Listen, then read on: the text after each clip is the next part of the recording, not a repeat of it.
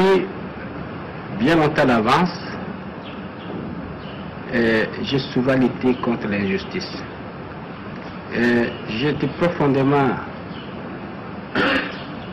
éduqué dans la doctrine, pour ainsi dire, vraiment chrétienne. J'avais ce sentiment et mon père, ma mère m'ont toujours dit il ne faut pas être méchant, il faut être bon envers les gens, même quand on vous a frappé, il ne faut pas répondre.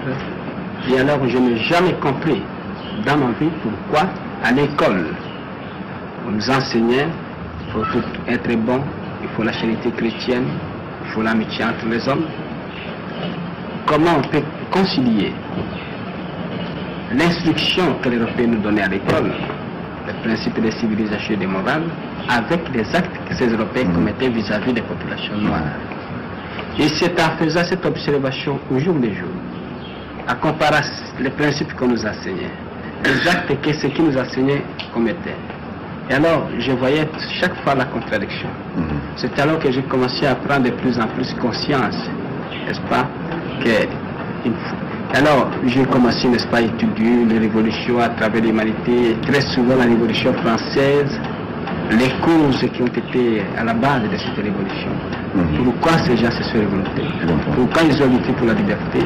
Et j'ai compris que vraiment, à travers toutes les révolutions, il y a un élément profond.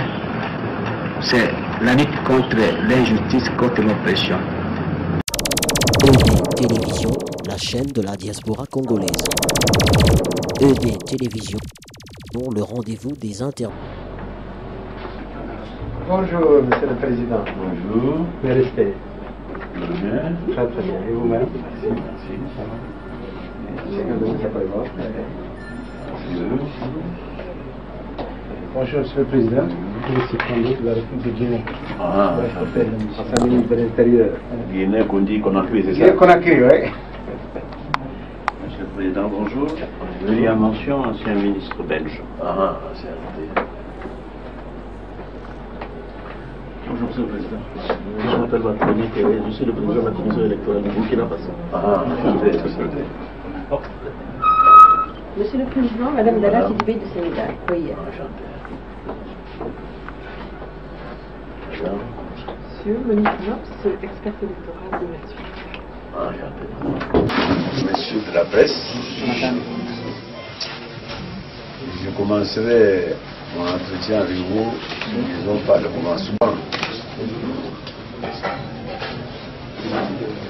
Je viens de sillonner les 11 provinces de la République et j'ai abouti par la dernière de celle-ci, le Bas-Congo, à Matadi. Hier, je me suis mis en route vers Kinshasa.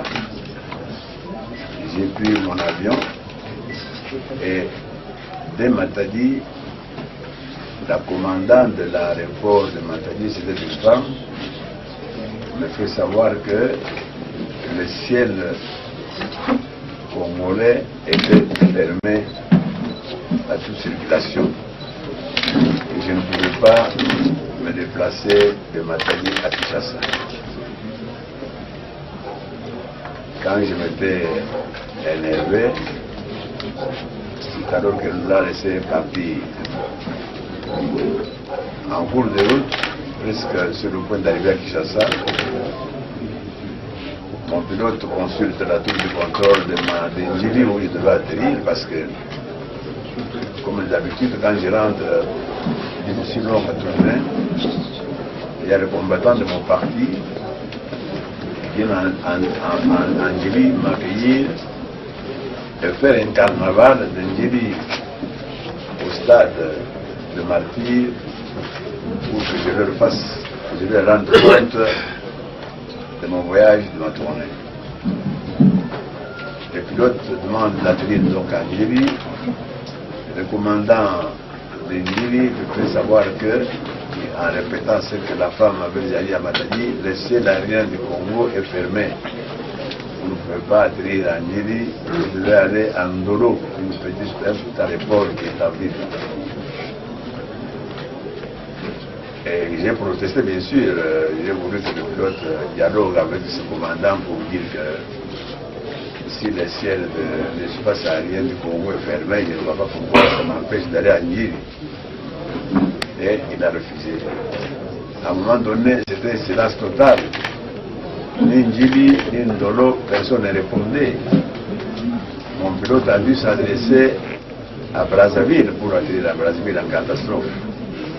Brazzaville nous a refusé d'atterrir chez elle. C'est ainsi que nous avons atterri presque en catastrophe à l'aéroport de Ndolo. Et là-bas, je prends un véhicule pour rejoindre la Njili et commencer normalement le carnaval avec les combattants de mon parti vers le stade de martyrs à Kinshasa. C'est alors que mon véhicule a été pris d'assaut par les véhicules de policiers qui m'ont empêché de quitter Njili. Nous étions 15 heures et jusqu'à... J'ai été accompagné ici par un militaire dans ma voiture, mais un militaire qui conduisait après avoir violenté mon chauffeur et l'amené à une destination inconnue. Ils m'ont amené ici vers 23h30. Et dans cette affaire, j'ai constaté, indépendamment, en plus plutôt du constat que j'ai fait à travers toute la République, que la grande responsabilité de ces événements viennent de la Monesco, cette entreprise coûteuse pour la communauté internationale, mais qui au Congo a été considérée comme une entreprise juteuse pour ceux qui la dirigent et qui n'ont pas intérêt à ce que ça puisse prendre fin. C'est ainsi que je demande au secrétaire général des Nations Unies instamment de rappeler immédiatement M. Miss et de le remplacer par quelqu'un qui est plus impartial et plus compétent. M. Miss a tellement duré au Congo qu'il s'est créé des amitiés personnelles qui l'empêchent de jouer son rôle d'un véritable arbitre international. Si le secrétaire général des Nations Unies veut que le processus électoral au Congo puisse aller jusqu'à sa fin, il faut qu'immédiatement il rappelle M. Miss à la tête de la MONUSCO. J'ajouterais que quand j'étais, comme je dis, à l'intérieur partout, j'ai trouvé que la MONUSCO était quelque chose de tout à fait étranger aux Congolais. Je me demande pourquoi la MONUSCO est au Congo. Tous les problèmes que les populations posaient, la MONUSCO n'était pour rien, ce n'était pas son affaire. Je voudrais qu'on me dise qu'est-ce que la MONUSCO est venue faire au Congo. D'autre part, c'est ici que je dois le dire avant de vous donner la parole, j'ai porté plainte contre cet individu, il s'appelle comment? Contre un certain Kibanza, commandant de l'aéroport de Njili, parce que c'est celui-là qui allait me faire tuer hier à cause de son obéissance, de peut-être aveugle, aux instructions d'un candidat contre un autre candidat. Je vous ai donc brossé le début de cette affaire. Vous avez pu le remarquer. Hier, Kinshasa était une véritable ville morte. Partout, c'est la poursuite de la population dans les rues, partout, par les policiers de Kabila. Et on ne peut pas encore vous dire à l'heure actuelle le nombre de morts. En tout cas, c'est plus de 10 morts. Ce matin, ils sont venus parce qu'ils ont tué 3 membres de la garde de la permanence de mon parti hier. Et ce matin, ils sont venus, ils ont tiré dans le quartier ici pour effrayer ceux qui gardaient ces corps, pour arracher ces corps. Comme d'habitude chez nous, on arrache les corps on va les enterrer à l'insu de la famille et c'est terminé. Et je le dis et je le souligne parce que c'est toujours la communauté internationale qui nous fait des leçons de la non-violence quand nous appelons un peuple à prendre le courage, à abandonner la peur, savoir se défendre contre la barbarie de ceux qui gouvernent. On me dit, on m'accuse partout que ce que dit fait appelle à la violence. 30 ans que j'ai lutté dans ce pays contre toutes les dictatures dans la non-violence pour défendre les intérêts du peuple congolais et inviter le peuple congolais, l'éduquer en quelque sorte à savoir abandonner la peur pour pouvoir assurer sa légitime défense. Et c'est ça que chez vous, partout, on appelle la violence. Et celle-ci, dont je viens de vous décrire en quelques mots, cela n'est pas la violence, c'est peut-être la gentillesse, c'est le droit de la communauté internationale de voir les choses de cette manière-là. Et je vous passe la parole. Mutombo, 30 à l'hôpital Roi-Baudouin et 18 à l'hôpital chinois. Quitte aux enquêteurs de vérifier si ce sont des blessés ou si ce sont effectivement des morts. Le commissaire général ad interim de la police nationale congolaise, dont je vais vous faire lecture. Crassier le progrès social, objet protection du candidat président Bédi. J'espère que vous le savez aussi. Nous savons tout ça. Nous connaissons les manœuvres que ce monsieur fait pour justement éviter que le processus soit honnête et transparent. Mais je vous dis qu'il y a une force qui s'impose à nous pour que nous participions à ces manifestations, à ces élections, parce qu'il s'agit de fin de mandat de M. Kabila le 6 décembre prochain. Quelles que soient nos propositions, nous faisons tout pour y participer. Et voilà aussi pourquoi nous comptons sur vos gouvernements respectifs de l'Occident pour faire pression, parce que ce sont eux qui donnent de l'argent à Kabila, à son gouvernement, qu'il fasse pression pour que lui aussi à son tour fasse pression sur son cousin afin que le processus soit libre et démocratique. Quant aux résultats, comme vous dites vous-même, nous sommes démocrates. Nous savons que la démocratie exige aussi qu'on accepte la défaite. Si les choses sont bien menées, honnêtement, tout ça, si Kabila emporte et que moi je perds, je suis le premier à me plier à la volonté du peuple souverain. Mais si il est une évidence que le processus n'a pas été honnête, et là, j'appellerai le peuple congolais qui est intéressé à prendre ses responsabilités. C'est-à-dire, à quoi vous pensez, Monsieur le Président? Je pense à quoi? Oui, vous dites, j'appellerai le peuple congolais à prendre ses responsabilités.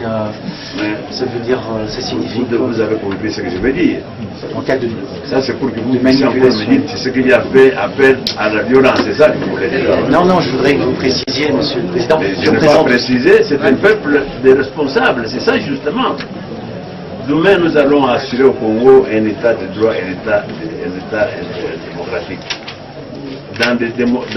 Dans les dictatures, vous le savez, le peuple, donc le gouvernement se base sur la peur de la population. Une population qui est devenue, que nous appelons chosifiée, qui est devenue des choses, qui ne dit rien. À ce moment-là, c'est comme ça que même chez vous, nous savons, dans la fameuse communauté internationale, que c'est la plupart d'entre eux qui appuient ces dictatures. Et ça durant 51 ans que la communauté internationale appuie les dictatures, les pires dictatures de l'Afrique. C'est ça qu'ils appuient. Et quand il y a des patriotes qui contre tout ça, qui veulent éveiller la conscience du peuple, qui savent que demain, la construction du pays sera l'affaire de tous. Par conséquent, il faut avoir confiance en soi, c'est-à-dire abandonner la peur, avoir confiance en soi. C'est comme ça que demain, chaque Congolais sera responsable de l'avancement de l'état des humains. Ça, c'est mon travail en tant qu'éducateur. Je dois éduquer mon peuple à ça. Et vous pouvez appeler ça avec la violence, vous direz, c'est les chiens qui aboient et la caravane passe. demande qui dit que le peuple congolais... J'espère que vous, combattants, vous l'entendez. Oui. 15 heures au stade Martyr. Est-ce que c'est légal, Monsieur le Président? Légal ou pas, je crois que ce sont eux qui font la loi qui doivent être les premiers à la respecter. Donc on va empêcher de faire une loi hier. J'ai fait ce que je crois être dans mon droit de le faire. Oui. Combien de temps nous allons attendre que ce soit transparent? Aller au-delà du mandat de Kabila pour avoir un processus transparent. C'est une transparence approximative que nous voulons. Mais nous voulons que l'essentiel soit fait, que la fin du mandat de Kabila a sonné. Il faut que ces messieurs soient remplacés par une autorité plus sérieuse, plus compétente, plus soucieuse de l'intérêt de son peuple. J'espère que vous savez, vous avez lu l'article d'un député anglais qui, il n'y a pas longtemps, publié dans des grands journaux du monde, qu'ils ont découvert que Kabila a détourné à lui tout seul 5 milliards de dollars. J'espère que vous avez suivi ça. Et voilà l'homme qu'il faut pour certains d'entre vous, pour qu'ils puissent bien sûr tirer profit à cela.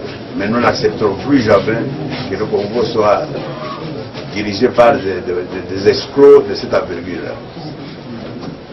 Je me suis demandé je me suis posé la question de savoir, je vous ai associé à ma question de savoir quel est l'intérêt de la MONUSCO au Congo, parce que je viens de faire le tour du Congo, j'ai vu que la MONUSCO ne s'intéressait à aucun problème au sein des Congolais.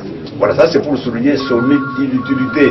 Mais ce que je demande maintenant, c'est le départ immédiat de M. Mise qui dirige cette MONUSCO, parce que nous avons beaucoup d'informations, nous ne voulons pas les dire ici. Ce monsieur a fait tellement longtemps qu'il s'est créé beaucoup d'amitié. Et il a même, vous même dire des entreprises qui lui profitent financièrement et personnellement. Et donc, il a intérêt à ce que la MONUSCO perdure encore 5 ans pour qu'il puisse satisfaire ses besoins. Donc, je ne vais pas demander que la MONUSCO parte maintenant, qu'elle cesse d'être ce qu'elle est maintenant, qu'elle s'occupe des intérêts du peuple congolais pour lesquels il est ici. Tshisekedi et Kabila, l'un d'eux sera élu à l'issue d'un processus, la non-transparence du processus. Votre commentaire? De vous dire que cette transparence ne sera jamais parfaite. Nous n'attendrons jamais qu'elle soit parfaite. Nous avons donc devant nous un délai obligatoire qui fait que nous devons nous contenter de ce qu'on va nous donner, mais que le maximum soit fait. Est-ce qu'avec cette tension... Je vais poser une très bonne question. C'est aujourd'hui que je devais me rendre d'abord à Kamina, de là-bas à la Kaboro, et que comment voulez-vous que je fasse? Je suis ici pour faire ce que je suis en train de faire. Je n'ai plus moyen. J'espère que mes compatriotes de Kaboro, nous devons tous dépendre de la volonté de M. Kabila. Hier, le pilote avait été par la police. Voilà. Pour avoir commis des crimes de transport.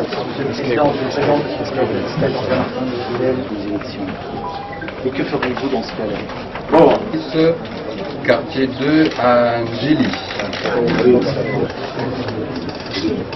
Donc un bureau qui n'existe pas.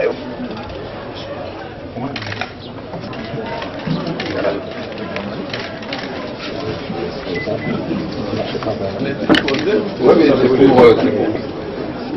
Attendez.